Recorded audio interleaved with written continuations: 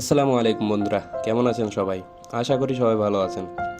তো সবার কাছে আমি প্রথমত ক্ষমা চাচ্ছি, এর কারণ হচ্ছে কালকে আমি কোনো পর্ব দিতে পারিনি। আর আমি তো আমার একটা শর্ট ভিডিওতে আমি বলেছিলাম যে আমি অ্যাকচুয়ালি কালকে আমার অনেক কাজ ছিল, যার ফলে আমি আমার কথাটা রেকর্ড করতে পারিনি, আমার গল্পের 8 নম্বর পর্বটা রেকর্ড করতে পারিনি, যার কারণে আপনাদের সাথে আমি শেয়ার করতে পারিনি আর কি। তো সবাই তার জন্য আমাকে ক্ষমা করে দিয়েন। এবং চলুন আজকে আমাদের 8 নম্বর পর্ব, রুমমেট গল্পের 8 নম্বর পর্বে কি হয় সেটা দেখা যাক, এবং আপনাদেরকে আমি জানানোর চেষ্টা করব বা বোঝানোর চেষ্টা করব যে আমাদের 8 নম্বর পর্বে কি হয়েছিল। তো বেসিক্যালি 7 নম্বর পর্বে আমি বলেছিলাম আমি খাটে শুয়ে আছি, বিছানায় শুয়ে আছি, আর ওই টাইমে মেয়েটি এসে আমাদের মাঝখানের যে চাদরটা, মানে আমাদের মাঝখানের যে দেওয়ালটা, সে দেওয়ালটা সে মেয়েটি খুলে দিচ্ছে আর কি। এর কারণ হচ্ছে যে আমরা এখনও ঘুমাতে অনেকটাই দেরি আছে, যার কারণে আমরা গল্প করব। আর গল্প করার মাঝখানে যদি কিছু একটা থাকে বা আমরা এই পার ওপার থেকে গল্প করি, তো হয়তো বা গল্পটা হবে না, ঠিকভাবে হবে না। তো মেয়েটা সেই কথাটা ভেবে আমাদের মাঝখানের যে চাদরটা, সেই চাদরটা খুলে নেয় এবং বলে যে এটা আবার ঘুমানোর সময় আবার আমরা চাদরটা টাঙিয়ে দিব আর কি। আমি আর কিছু বললাম না, কারণ যে আমারও তো ইচ্ছা হচ্ছিল যে আমি মেয়েটার দিকে যদি পারি তাহলে সারা রাতই আমি সেই মেয়েটার দিকে তাকিয়ে থাকবো। তো সেখানে আর কিছু বললাম না, আমি মেয়েটার সাথে আবার কথা বলা শুরু করলাম। তো এই করতে করতে 1 ঘন্টা, 2 ঘন্টা, 3 ঘন্টা, 4 ঘন্টাও কেটে যায়। মানে আমরা এতটা, মানে একটা ছেলে একটা মেয়ে একসাথে যদি, তাও আবার দুটাই সিঙ্গেল, ছেলে মেয়ে দুইটাই সিঙ্গেল এবং এবং যুবতী, যদি এরকম হয় আর এরকম সিচুয়েশনটাতে মানুষ কতটা পরিমাণে ফিদা হয়ে যায়, সেটা মেয়ে হোক বা ছেলে হোক, এটা আশা করি আপনারা সবাই ভালো করেই জানেন। তো এই জন্য আমরা আর কোনো দিকে ভাবনা চিন্তা না করে নিজেদের ভিতরের, মানে ও কি পছন্দ করে, আমি কি পছন্দ করি, ওর ফ্যামিলিকে এরকম, আমার ফ্যামিলিকে এরকম, তো তার চাইতে আমি বেশি বরঞ্চ আমি আমার গল্পগুলোই বেশি শুনিয়েছি। এর কারণ হচ্ছে যে সে হয়তো বা একটু হাই ফ্যামিলির, তার হয়তো বা সেরকম কোনো কাহিনী নাই বা সেরকম কোনো দুঃখ নাই।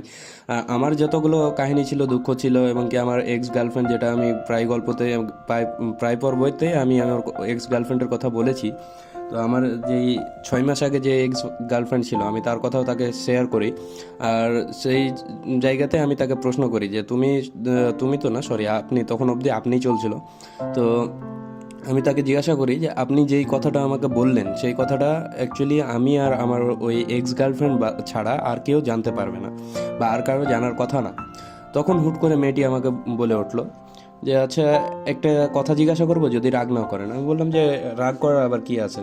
তখন মেয়েটি আমাকে বলল যে আপনার গার্লফ্রেন্ডের নামটা কি ছিল, এটা জানতে পারি?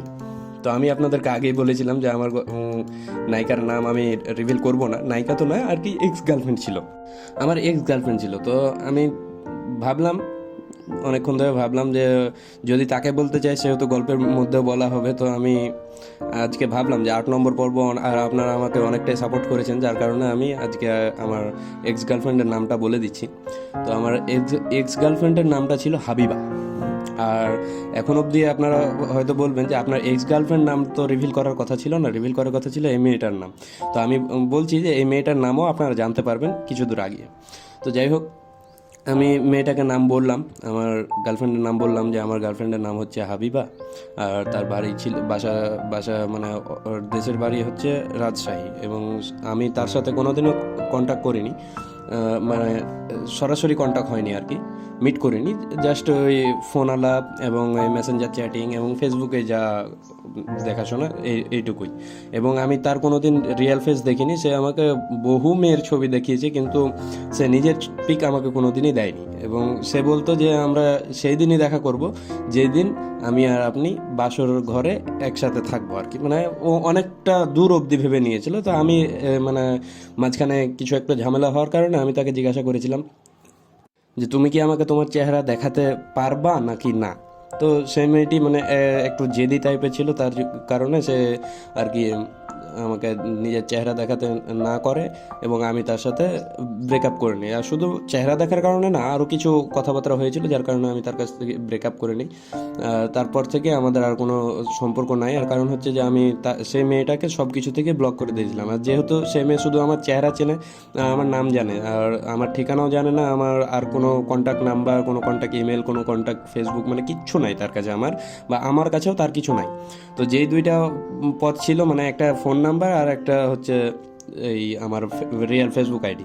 তো আমি এই দুইটা থেকে মেয়েটাকে ব্লক করেছিলাম। আর এই কথাগুলো আমি সম্পূর্ণই কিন্তু আপনাদেরকে না, আমি এই কথাগুলো আমার ওই রুমমেটকে বলছি, মানে আমার সাথে যে মেয়েটা আছে আর কি তাকে বলছি। আর সে চুপচাপ শুনছে। আর কিছুক্ষণ পরে গিয়ে যখন আমি আমার গার্লফ্রেন্ডের নামে কিছু বাজে কথা বলতে লাগলাম, বাজে কথা বলতে আমি বললাম যে সে অতটাও ভালো মেয়ে ছিল না বা এই সে তেন এগুলো যখন বলতে লাগলাম, তখন দেখলাম মেয়েটি হুট করে বললো যে দেখুন আজকে তো অনেক রাত হয়ে গেছে। মানে তখন মেয়েটা এমন রিয়াক্ট করলো যে সেই কথাগুলো আমি তাকেই বলছি, আর বা হয়তো বা তার আত্মীয় কাউকে আমি এই কথাগুলো ইঙ্গিত করে বলছি, যার কারণে মেয়েটি এভাবে রিয়াক্ট করলো যে দেখুন আজকে তো অনেক রাত হয়ে গেছে, আজকে আর কথা না বলি। তো এই বলে মেয়েটি দাঁড়ালো এবং দাঁড়িয়ে আমাকে গুড নাইটও বললো। আর সেই দিন 3 দিন চলছিল হয়তো বা আমাদের। আর সেই দিনই প্রথম আমাকে মেয়েটি গুড নাইট বললো এবং দাঁড়িয়ে গিয়ে আমার ওই আবার যে চাদরটা ছিল মানে মাঝখানে টাঙানো ছিল ওই চাদরটি আবার টাঙিয়ে দিল। তো তখন আমার সন্দেহটা একদম উচ্চ পরিসরে চলে গেল, কারণ যে আমি এতদিন এই 3 দিন ধরে যা ভাবছিলাম যে হয়তো বা সেই মেয়েটাই আমার গার্লফ্রেন্ড হবে, বা সেই মেয়েটার আমার গার্লফ্রেন্ডের সাথে কোনো লিঙ্ক আছে, বা আমার গার্লফ্রেন্ড মানে এই রুমমেট আর আমার ফ্রেন্ডের ভিতরে কোনো লিঙ্ক আছে, আমি আজকে সেটা মানে নিজে থেকে কনফার্ম হয়ে গেলাম যে আমার সাথে বা এই মেয়ের সাথে বা আমার ফ্রেন্ডের সাথে বা আমার এক্স গার্লফ্রেন্ডের সাথে কারো না কারোর সাথে তো কোনো না কোনো যোগাযোগ আছে। মানে এই মেয়ে আমাকে আগে থেকে হয়তো বা চেনে, বা আমার ব্যাপারে আগে থেকে জানে, বা আমি কে সেটাও জানে।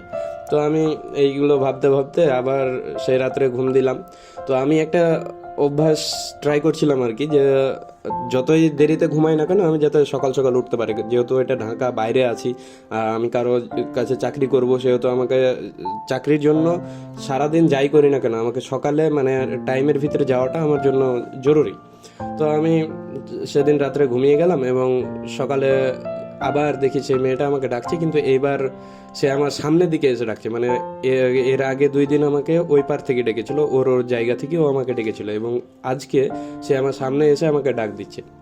তো আমি যখন তার ডাকটা ইগনোর করি আর কি, মানে আমি ঘুমের মধ্যে আছি আর কি, এটা খারাপ মনে করি না যে আমি তাকে ইগনোর করছিলাম। তো না, আমার ওই রকম ভাব টাব কিছু নাই ভাই। আমি সরাসরি আর কি আমি বুঝতে পারিনি, আমি ভাবছিলাম হয়তো আমি বাসায় ঘুমিয়ে আছি, এই জন্য আমি তাকে ইগনোর করি। তো সে কিছুক্ষণ পর আমার হাত ধরে টান দেয় আর কি। তো এইটা অনেকটাই বেশি আর কি, কারণ যে আমিও সিঙ্গেল সেও সিঙ্গেল, আর বুঝতেই তো পারছেন যে একটা যুবক যুবতী মেয়ে আছে, আর সেই মেয়েটা যদি ছেলের হাত ধরে টান দেয় বা ছেলেটা যদি মেয়ের হাত ধরে টান দেয়, এটা একটা অন্যায়কর বিষয়। তারপর আমার মানে কেমন যেন মনে হলো যে আমি মেয়েটাকে আর কিছু বললাম না, টান দিল, আমি টানটার সাথে সাথে উঠে গেলাম। উঠে গিয়ে মেয়েটা আমাকে বললো যে আপনার কাজের সময় হয়ে গেছে বোধহয় কাছাকাছি, তো আপনি যদি নাস্তা করেন তাহলে নিচ থেকে নিয়ে আসতে পারেন, বা নাস্তা খেয়ে আপনি আপনার কাজের জায়গায় তো চলে যেতে পারেন। তো আমি আবার বললাম যে আপনি নাস্তা করেছেন? বলছেন না, আমি আবার কই নাস্তা করলাম। তো আমি বললাম যে কিছু রান্না করেছেন নাকি? বলছেন না, আমিও এখনই উঠলাম। তো আপনি যদি নাস্তা করতে চান তাহলে আমি বানাচ্ছি, আর না হলে আপনিও বাইরে যেয়ে খেয়ে নেবেন, আমিও বাইরে যেয়ে খেয়ে নেবো। মানে ও কোথাও যাবে আর কি। তো আমি আর বললাম যে আপনি বাইরে যাবেন, আমিও বাইরে যাব, তো চলো না একসাথে নাস্তাটা করে নিই। তো বললো যে আচ্ছা ঠিক আছে। তো আমি ওয়াশরুমে গেলাম, মুখ হাত ধুয়ে ফ্রেশ হলাম, মুখ হাত ধুয়ে ফ্রেশ হয়ে এসে জামা কাপড় তো বুঝতেই পারছেন আমি তার সামনে অতটাও চেঞ্জ করি না, তারপরেও যেটুকু প্রয়োজন, যেহেতু আজকে প্রথম চাকরিতে যাচ্ছি। আবার ভাবলাম যে ওখানে তো ইউনিফর্ম আছে, সেহেতু অতটাও মানে ফিটফাট হওয়ার দরকার নেই, নর্মালের ওপর দিয়ে যায়। তো মোটামুটি একটা প্যান্ট একটা শার্ট পরে নিলাম এবং তার সাথে বেরিয়ে গেলাম। মেয়েটিও খুব একটা সাজগোজ করেনি। তো আমি বললাম যে আমি অমুক জায়গায় কাজে যাব, আপনি কোন দিকে যাবেন? তো ও আমার জায়গা থেকে আর একটু দূরে একটা জায়গার নাম বললো। আর সবার কাছে আর একটা জিনিস বলে দিচ্ছি যে আমি কোনো জায়গার নাম বলতে পারছি না, কারণ যে আমার নলেজে অত কিছু নাই, মানে ঢাকার বিষয়টা অত কিছু জানি না আমি, তো সেই জন্য আমি জায়গার নাম উল্লেখ করছি না। তো সে বললো যে আমার থেকে আরও কিছু সামনে ও যাবে আর কি। তো আমি ভাবলাম যে ও কালও তো সেও বাড়িয়েছিল, কিন্তু কাল সে আমাকে কিছু বলেনি, আজ আবার বলছে। তো আমি ভাবলাম যে হয়তো বা হতেও পারে, তো যাই হোক যাওয়া যাক। তার সাথে তাকে নিয়ে আমি নিচে নামলাম। নিচে নামার পর আবার আগের দিনের মতোই, মানে একটা হাজব্যান্ড অ্যান্ড ওয়াইফ যেভাবে ঢাকাতে চলাফেরা করে আর কি, যে মেয়ে মেয়ে চাকরিতে চলে গেল, ছেলে ছেলে চাকরিতে চলে গেল। তো আমি সেইখানে মেয়েটি আবার রিক্সা ডাকলো, রিক্সা ডেকে একটা রেস্টুরেন্টের কাছে নিয়ে যেতে বললো। রেস্টুরেন্টে যাওয়ার পর নাস্তা বলতে হালকা পাতলাই নাস্তা করেছিলাম, খুব একটা বেশি না। নাস্তা করার পর মেয়েটিকে নিয়ে আমি আবার রওনা দিলাম আমার কাজের জায়গাতে আর কি।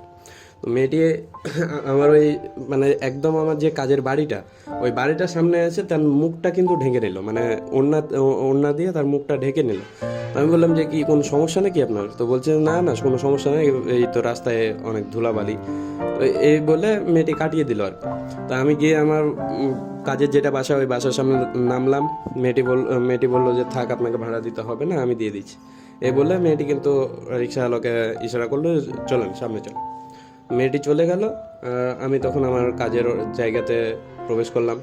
তো সেখানে প্রবেশ করার সাথে সাথেই মানে আমাকে এমনভাবে আপ্যায়ন করছে, মনে হচ্ছে আমি ওদের কাজের লোক না, মানে আমি তাদের দারোয়ান না, আমি তাদের জামাই টাইপের আর কি, এরকম কিছু। তো ম্যানেজারটা আমাকে অনেক বোঝালো, অনেক মানে কাজের যত কিছু আছে সব কিছু আমার ঘাড়ে দায়িত্ব দিয়ে দিল আর কি। তারপরে তখন আমাকে বললো যে তোমার ড্রেসটা বাড়ির অমুক রুমে আছে, আর ওই রুমটা আজ থেকে তোমার ব্যবহারের জন্য, আর তুমি যতক্ষণ এখানে ডিউটিরত অবস্থায় থাকবা, বা তুমি যদি ইচ্ছা করো তো এখানে থেকে যেতে পারো। তো আমি ভাবলাম যদি আমাকে এখানে থাকার জায়গাও দেওয়া হয়, তাহলে তো আমার ওই রুমে থাকা কোনো প্রয়োজন নাই। আবার ভাবলাম যদি আমি এই রুমে থাকতে লাগি তো আমি হয়তো ওই মেয়েটাকে মিস করে দেবো। এই জন্য আমি বললাম যে না, আমার রুমের প্রয়োজন নেই, আমি শুধুমাত্র আমার ড্রেস চেঞ্জ করার জন্যই ওই রুমটা ইউজ করব। তো ম্যানেজার আমাকে বললো যে আচ্ছা কোনো ব্যাপার না। তো আমি যখন রুমটাতে যাব ওই টাইমে বাসার মালিকটা আবার নেমে আসে নিচে এবং বলে যে নাস্তা খেয়েছো? আমি বললাম যে জি আঙ্কেল, আমি নাস্তা করেছি। তো বলছে না খেলে আমার সাথে আবার খেয়ে নিতে পারো। তো আমি বলছি না আঙ্কেল, আমি নাস্তা করে এসেছি। তো বলছে কোথায় নাস্তা করলাম? আমি বলছি যে একটা রেস্টুরেন্টে। তো আবার আঙ্কেল আমাকে প্রশ্ন, মানে এমনভাবে প্রশ্ন করছে যে আমি আর কি পুলিশের কাছে চলে গেছি, আর পুলিশ আমাকে জেরা কাটে যেভাবে সেভাবে জেরা করছে আর কি। তো আমি তারপর আঙ্কেলের সব কথার উত্তর দিলাম, এবং উত্তর দেওয়ার পরে আমি আবার ড্রেস চেঞ্জ করে ইউনিফর্মটা পরে বেরিয়ে চলে আসলাম।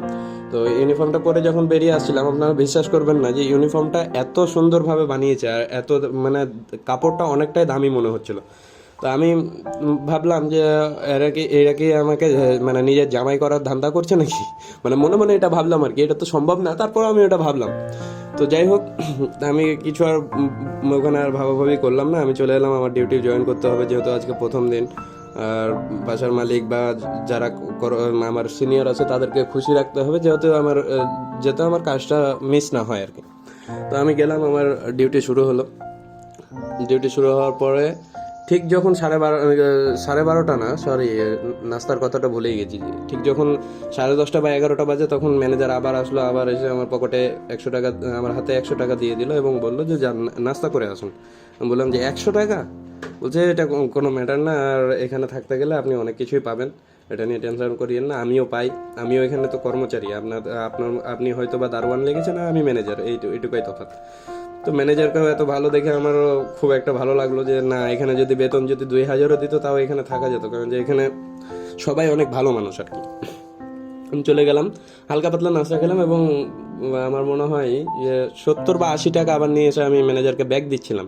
তো ম্যানেজার বললো যে না, ওটা আপনার প্রতিদিন নাস্তার বাজেট। মানে আমি এখন হিসাব করে দেখলাম যে আমার বেতন হচ্ছে 12,000 টাকা, এবং 3,000 টাকা মান্থলি নাস্তার খরচ দেবে। আমার তো ভাই মাথা খারাপ হয়ে গেল, এটা কিভাবে সম্ভব। আর ওই মুহূর্তে আবার বাসার মালিক আসে এবং বলে যে তুমি আজ থেকে দুপুরে এবং রাত্রে আমার এখানেই খাওয়া দাওয়া করিও। তো আমি আবার মানে কিছু একটা ভাবতে লাগলাম কি, আমি যদি এদের সাথে খাওয়া দাওয়া করতে লাগি তাহলে ওই মেয়েটা একাই পড়ে যাবে, আর ওই মেয়েটা যদি একাই হয়ে যায় তাহলে হয়তো বা ওই মেয়েটার খাওয়া দাওয়াটাও ঠিক মতো হবে না, বা সে হয়তো বা একার জন্য রান্নাও করবে না। তো আমি আবার আঙ্কেলকে বললাম যে আঙ্কেল, আমি আমার যে বিল্ডিং আমি মানে রুম নিয়েছি, সেই বিল্ডিংয়ে আমার একটা কাজিন আছে আর কি। মানে আমি মিথ্যা কথা বললাম, আমার একটা কাজিন আছে, আমি তার সাথে একটা ওই রুম বিল্ডিংয়ে একটা মেসে যোগ দিয়েছি। তো যোগ দেওয়া আঙ্কেল একদিনও হয় না, এখন যদি ছেড়ে দিত হয়তো বা আমার কাজিনটা বা ওই বিল্ডিংয়ের যে মেসালা আছে সেও রাগ করবে, এবং আমার কাজিনটাকে মেস থেকে বের করে দিতে পারে। তো আমি এই জিনিসটা 1 মাস পরে হয়তো বা ঠিক করে দেবো, তো আপনি আপাতত আমার খাওয়ার ব্যবস্থাটা করিয়েন না। তো আঙ্কেল অনেক কথা বললো, অনেক কথা বোঝালো, এবং বললো যে যদি প্রয়োজন হয় তো তোমার বন্ধুকে নিয়ে আসিও, সমস্যা কি। তো আমি বললাম যে না, মানে আঙ্কেল হয়তো বা, আমি ভাবলাম যে আঙ্কেল হয়তো বা আমার মান রাখার জন্য আমার বন্ধুকেও ইনভাইট করতে বললো। তো আমি ভাবলাম যে একদিন হয়তো বা ইনভাইট করা যাবে, কিন্তু প্রতিদিন নিয়ত তো আর 2 বেলা আঙ্কেলের বাসায় খাওয়া যাবে না। তো আঙ্কেল তখন অবশেষে আমাকে বললো যে এক কাজ করো, তুমি তাহলে প্রতিদিন সকালের নাস্তাটা আমার এখানে এসে করিও। তো তো আমি এখন আঙ্কেলকেও তো নিরাশ করা যাবে না, তাই আমি রাজি হয়ে গেলাম। এবং আঙ্কেল তার কিছুক্ষণ পরে একটা গাড়ি নিয়ে সে হয়তো বেরিয়ে পড়লো তার অফিসের উদ্দেশ্যে বা তার যে ব্যবসা আছে সেই ব্যবসার উদ্দেশ্যে। তো আমি আর কিছু ভাবলাম না। দুপুর হলো, দুপুরে আমাকে 12:30টার সময় ছুটি দিয়ে দিল যে তুমি এখন যাও, আর 3টা বা 3:30টার দিকে আসিও, মানে আবার তখন 3:30 থেকে হয়তো বা সন্ধ্যা 6টা বা 7টা অবধি তোমার ডিউটি হবে। তো আমি ভাবলাম যে যাই হোক, ছুটি তো অনেকক্ষণ করে দিচ্ছে। আমি আবার বাসার দিকে রওনা দিলাম। তো বাসার দিকে রওনা দেওয়ার সময় আমি ওই মেয়েটাকে আবার ফোন দিলাম, মানে আমার রুমমেটকে। আমার রুমমেট ফোনটা রিসিভ করলো, আর এমনকি সে এত তাড়াতাড়ি রিসিভ করলো যে আমি তার হাজব্যান্ড এবং আমি তার উপরে সন্দেহে আছি, যার কারণে ও এত তাড়াতাড়ি আমার ফোনটা রিসিভ করলো আর কি। মানে একটা মিস কলও হবে না এই মুহূর্তে, তাই সে আমার ফোনটাকে রিসিভ করলো। তো আমি আর কিছু ভাবলাম না, আমি ফোনে কিছু কথা জিজ্ঞাসা করলাম যে কিছু আনতে হবে নাকি। তো সে বললো যে না থাক, প্রয়োজন নাই, আপনি চলে আসুন তাহলেই হবে। তো আমি আমার বাসার দিকে রওনা দিলাম। আর কিছু কিছু দূর যাওয়ার পর আমি শশা দেখতে পেলাম আর কি, ক্ষীরা আমাদের আঞ্চলিক ভাষায় যেটাকে বলা হয় শশাই। তো শশা নিলাম আর 2টা পেয়ারা নিলাম, যেটাকে আমাদের আঞ্চলিক ভাষায় একটা জিনিস বলা হয়। তো যাই হোক, নামটা বলবো না, আমার শরম লাগছে আর কি। তো যাই হোক, চলুন শুরু করি। তো 2টা পেয়ারা নিলাম এবং কিছু শশা নিয়ে আমি বাসার দিকে রওনা দিলাম, কারণ যে হাজার হলেও সেই মেয়েটা আমার জন্য এত কষ্ট করছে, তো আমি ভাবলাম যে 2টা ফল নিয়ে গেলেই বা কি আমার ক্ষতি হবে। আর এখন তো চাকরিও এমন পেয়েছি যে আমার টাকার কোনো অভাব হবে না, আশা করা যাচ্ছে। তো আমি সেই 2টা জিনিস নিয়ে আমি রুমের দিকে রওনা দিলাম। রুমে পৌঁছালাম, ঠিক তখন ঘড়ির কাঁটায় 1টা বাজতে আরও 10 মিনিট মনে হয় টাইম আছে। মানে আমি হেঁটে এসেছি, যার ফলে একটু টাইম বেশি লেগেছে আমাদের বাসায় বিল্ডিংয়ে আসতে। তো আমি রুমে গেলাম, রুমে নক করলাম এবং ডাক দিলাম, কারণ যে আমি তো তাকে বলেছিলাম যে শুধু নক করলে আপনি কোনো সময় দরজাটা খুলবেন না, যার ফলে আমি আগে ডাক দিই তারপরে নক করি। তো মেয়েটি এসে দরজাটা খুললো। আর আপনারা তো জানেন যে আমি জয়বার দরজা খুলেছি, তয় রকম আমি জিনিস দেখেছি। তো এইবার যেটা দেখেছি সেটা মানে একদম বলার বাইরে, যে সেই মেয়ে আমাকে একদম নিজের হাজব্যান্ডই ভেবেছে এবং সে যেই পোশাকে বা যেই পোশাক পরিধান করে আমার সামনে এসেছে, মানে আমি আপনাদেরকে একটা হিন্ট দিই যে আমি হয়তো বা 3 নাম্বার বা 4 নাম্বার পর্বে একটা কথা বলেছিলাম যে আমি একটা পোশাকে আমি এসে গেটটা খুলেছিলাম। তো সেই মেয়েটাও সেই কাজ করে। আর আমি ভাই কি লজ্জা, আমিও যেই রকম লজ্জা পাচ্ছি সেও সেই রকম লজ্জা পাচ্ছে। তো যাই হোক, আমি তারপরে কি করেছিলাম এটার জন্য আপনাকে অবশ্যই 9 নম্বর পার্টের জন্য অপেক্ষা করতে হবে। এবং সেই মেয়েটির নাম কি, আশা করি যে আমি 9 নম্বর বা 10 নম্বর পার্টে আপনাদেরকে বলে দেবো। আর ইনশাল্লাহ আজ থেকে চেষ্টা করব যে প্রতিনিয়ত আপনাদেরকে 2টা করে পার্ট দেওয়ার বা 2টা করে পর্ব দেওয়ার। আর আপনারা যদি আমাকে একটু ভালোবেসে থাকেন তো অবশ্যই প্লিজ আমার এই ভিডিওটিকে, আমার যতগুলো ভিডিও আছে পার্টগুলোকে আপনারা যদি সবাই যতজন আমার ভিডিওটা দেখেন সবাই যদি একটা একটা করে শেয়ার দেন, তাহলে আজকে আমার ভিডিও হবে 8টা ভিডিও যদি একটা করে শেয়ার দেন, তাহলে আমার যতগুলো ভাই ব্রাদার আছে, মানে যদিও আমাকে 50 জন দেখে, তো এই 50 জন যদি 8টা করে শেয়ার দেয় তাহলে হয়তো বা 400 জন আরও আমার ভিডিওটা দেখবে। আর ওই 400 জনের ভিতরে না হলেও 100 জন আমাকে সাবস্ক্রাইব করবে। সো সবাই প্লিজ, সবার কাছে অনুরোধ করছি যে ভাই আমাকে একটু বড় হতে হেল্প করুন বা আমাকে একটু বড় হতে সাহায্য করুন। আমিও যদি পারি ভাই আর কোনো দিন বড় হতে পারি, তো আমি ইনশাল্লাহ আপনারা যেটু আমার প্রথম সাবস্ক্রাইবার আছেন বা যারা এখন সাবস্ক্রাইবার হবেন, আমি তাদের অবশ্যই খেয়াল রাখবো ভাই। আর তাদের কথাটা আমি আমার মাথায় রাখবো সারা জীবন। এবং তারা যে কোনো সময়, তারা যদি আমার কাছে যে কোনো হেল্প চায়, তো আমি তারা সবাইকেই হেল্প করতে সবসময় প্রস্তুত থাকবো ভাই। এবং সবার কাছে আরেকটা অনুরোধ, যে আমি দেখলাম যে কিছু আমার ফ্রেন্ড যারা টিকটকে ভিডিও দিয়ে অনেক তাড়াতাড়ি নিজের চ্যানেলকে গ্রো করেছে। তো আপনারা যদি মানে আমাকে ভালোবেসে থাকেন একটুও, তো আর একটা কাজ করিয়েন, সেটা হচ্ছে আমার টিকটকটাকে গিয়ে একটু ফলো করিয়েন আর টিকটকের ভিডিওগুলোকে একটু শেয়ার করিয়েন আর কি। শেয়ার না করলেও সেখানে একটু কপি লিঙ্ক করলে হয়তো বা শেয়ার হয়ে যায়, তো সেই জিনিসটা করিয়েন। তো সবাইকে ধন্যবাদ এবং অবশ্যই সবাই লাইক আর কমেন্ট করিয়েন, কারণ যে এই দুটা না হলে আমার ইউটিউব চ্যানেল কোনোদিনও গ্রো হবে না। তো সবাই লাইক আর কমেন্ট করবেন। সবাই সুস্থ থাকবেন, ভালো থাকবেন, খোদা হাফিজ। দেখা হবে 9 নম্বর পার্টে।